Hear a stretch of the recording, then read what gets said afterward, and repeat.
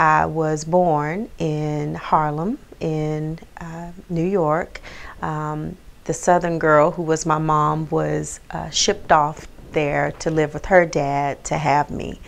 And the grandmother who raised her, who had tried to have me aborted 3 times, was the one who came to get me when I was 2 years old and who raised me.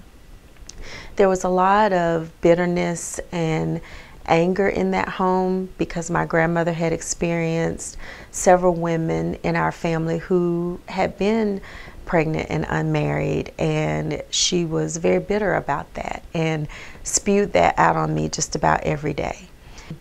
This grandmother had such high hopes and dreams for at least one of the girls to make it out of that pattern of life in single motherhood.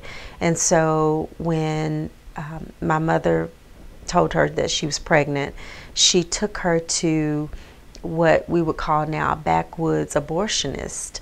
And she attempted one time, and my mom said that she was supposed to just wait and see if I would spontaneously abort whatever this lady did.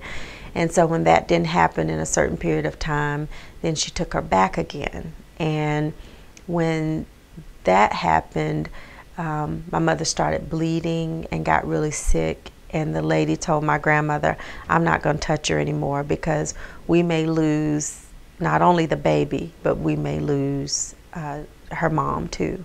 And so after that, when that didn't work, my grandmother started giving my mother what the term is hot toddies, which is supposed to be a mixture of alcohol and like very potent to spontaneously abort.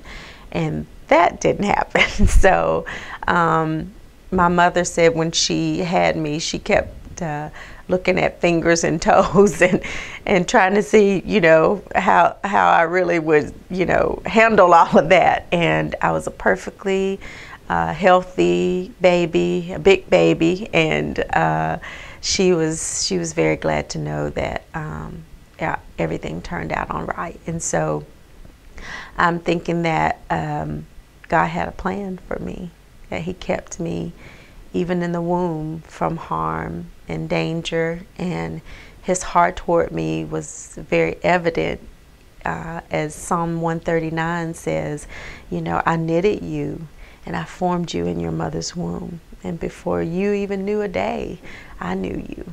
My grandmother was, all I can remember was bitterness. We don't know a whole lot about where she came from. I do know that she was born to a single mother as well, and her grandmother raised her. And the grandmother that raised her had lived on the 40 acres and a mule that they gave the slaves in Pensacola, Florida. And my grandmother inherited that land when her grandmother died. And the story is told, and there, you know, are some factual things that Standard Oil was drilling one day on that land, and they found oil. And my grandmother was a very shrewd businesswoman, and so she leased the land to them and negotiated royalties, and that's how she was able to have a bit of control over the family with her money. And so everybody was beholden to her because of that. So we never spoke about the bitterness. You never challenged her on anything, because that may cut off your finances if you had that issue with her. I am college educated. I went to Howard University in Washington, D.C., and have a degree in physical therapy.